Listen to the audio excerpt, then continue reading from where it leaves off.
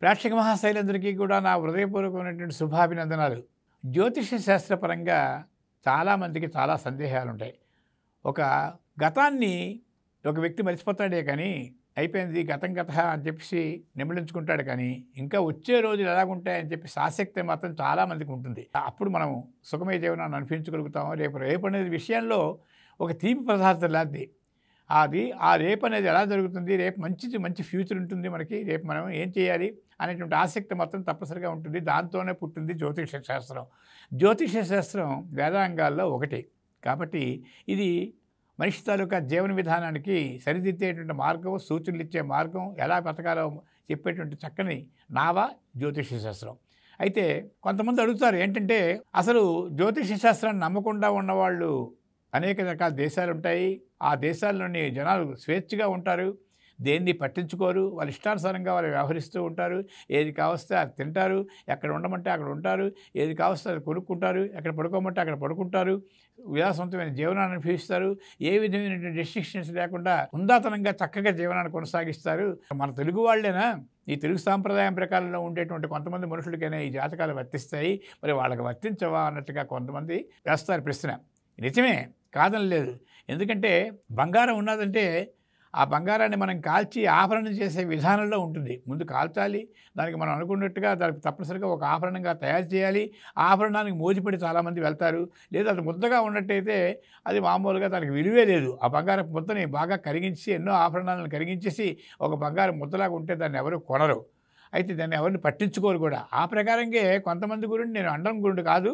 కొంతమంది ఏం చేస్తారంటే వాళ్ళు విలాసవంతమైన జీవనాన్ని అనుభవిస్తున్నప్పుడు ఎక్కడా కూడా జ్యోతిష్ శాస్త్రం కానీ ఒక వ్యక్తి తాలూకా మంచిని కానీ వాళ్ళు విశ్వసించరు.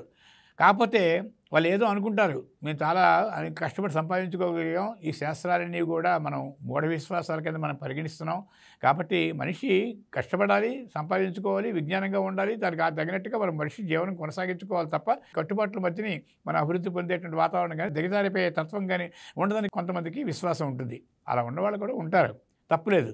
ఆ ప్రకారంగా మనశ్శాంతి వాళ్ళు ఆ ప్రకారంగా ఉన్నట్టయితే వాళ్ళు బాగానే ఉంటారు. కాకపోతే ఇక్కడ ధర్మం ఉంది ఏంటంటే, కొన్ని సూచనలు చెప్పి ఈ దశ నుంచి ఈ దశ వరకు కూడా కొంతకాలం మీకు ఇబ్బందులు ఉంటాయి, కొంచెం జాగ్రత్త పడగలని చెప్పడం. ఈ దశ నుంచి ఈ దశ వరకు కూడా మీకు కొన్ని రకాల వ్యాధులు వచ్చే అవకాశాలు, కొన్ని రకాలుగా మీకు ప్రాణాపాయ స్థితులు కలుగు చేస్తాయని చెప్పడం అని. లేకపోతే ఈ దశ నుంచి ఈ దశ వరకు కూడా మీరు ఇల్లు కట్టుకుంటారు, పెళ్లి చేసుకుంటారు, సుఖమయ జీవనం అనుభవిస్తారనేటువంటి మంచి వాతావరణం, ఇవన్నీ చెప్పేటువంటి చిన్న సలహాలు జ్యోతిష శాస్త్రం కొంతవరకు తోడ్పడుతుంది. విశ్వాసం ఉన్న వాళ్ళు అడుగుతారు, విశ్వాసం లేని వాడు స్వేచ్ఛగా ఉంటారు. ఏది ఏమైనప్పటికీ కూడా కర్మణ్యేవాధికారస్తే మా ఫలేషు కదాచన, ఏ ఫలాన్ని ఆశించకుండా కర్మ చేస్తూ ఉన్నవాడికి మాత్రం నిత్యమైనటువంటి శ్రీమంతుడిగా ఉంటాడని చెప్పేసి శ్రీకృష్ణ పరమాత్మ చెప్తాడు.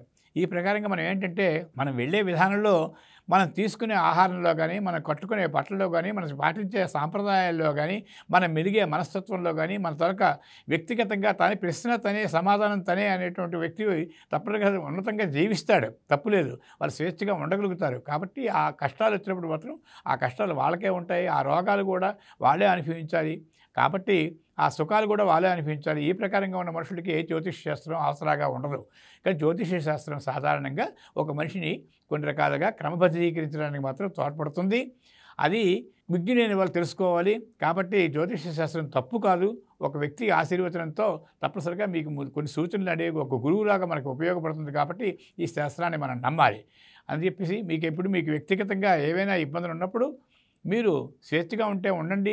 అవసరమైన వాళ్ళు మాత్రం తప్పనిసరిగా 9440716193కి ఫోన్ చేయండి.